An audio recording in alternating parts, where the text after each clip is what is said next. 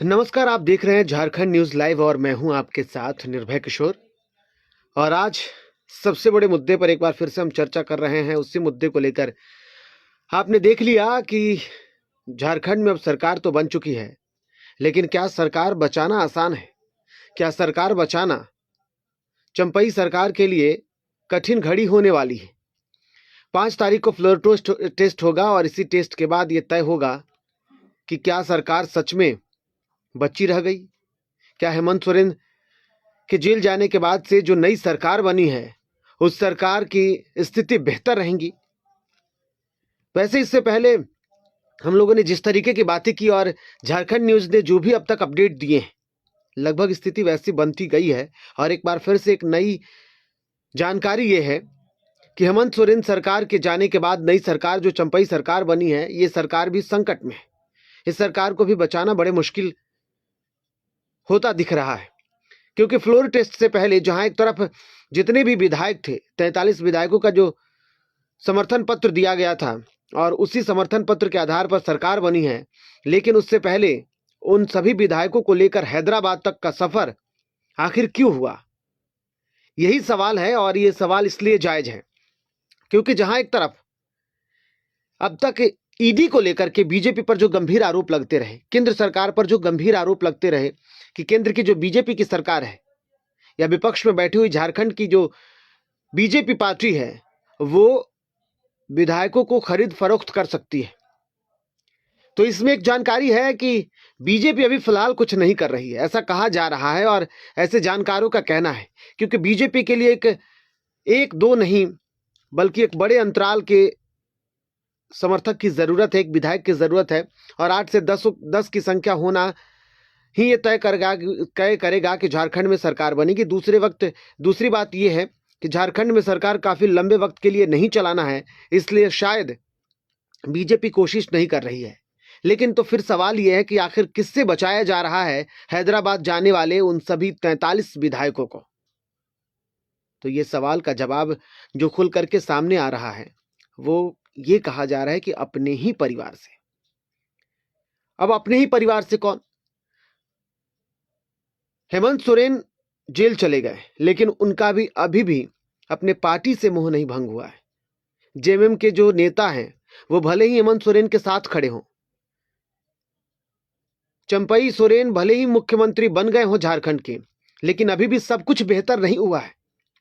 हेमंत सोरेन का जेल जाना, और यही कारण था कि हेमंत सोरेन अब तक जो बातें आ रही हैं कि यही कारण था कि हेमंत सोरेन अब तक इंतजार कर रहे थे और कोशिश कर रहे थे कि वो ईडी के सवालों से बचते नजर आए, क्योंकि उन्हें इस बात की भली भांति जानकारी थी कि अगर ईडी उनके पीछे पड़ जाती है, सवाल उनसे पूछती है, तो उनकी गिरफ्तारी तय है। और उनकी गिरफ्तारी होने का मतलब है कि जेएमएम उनके हाथ से जाना।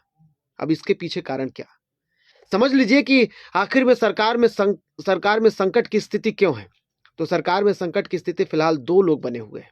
एक है सीता सोरेन, जो कि हेमंत सोरेन की भाभी हैं, और दूसरे बसंत सोरेन उनकी उनके छोटे भाई हैं।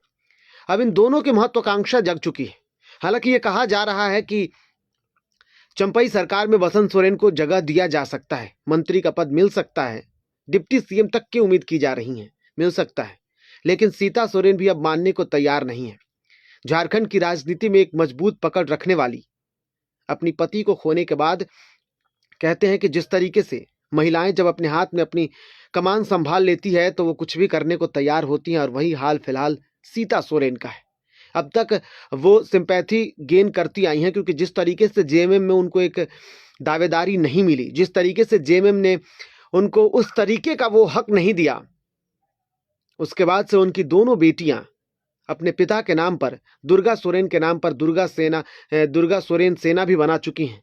वो भी अब मजबूत दावेदारी रखती हैं। तो कहा यह जा रहा है कि अब सीता सोरेन को अगर इस बार सब कुछ बेहतर नहीं मिला, क्योंकि वही विरोधी थी जो कि कल्पना सोरेन को मुख्यमंत्री नहीं बनने दी।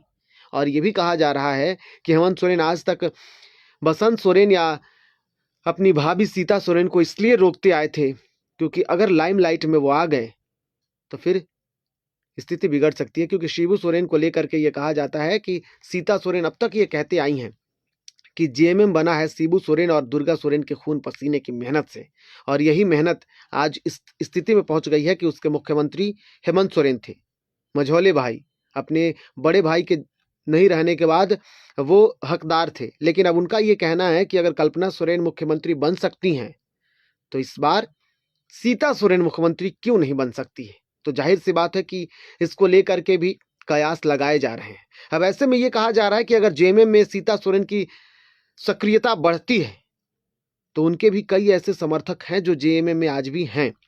तो अगर सीता सोरेन एक्टिव हुई तो वो महाराष्ट्र की स्थिति को उत्पन्न कर सकती हैं। और महाराष्ट्र में जिस तरीके की स्थिति थी और आज शिवसेना अलग हो गई, उसी तरीके से फाड़ जेएमएम में हो सकता है और ये स्थिति आगे बन सकती है।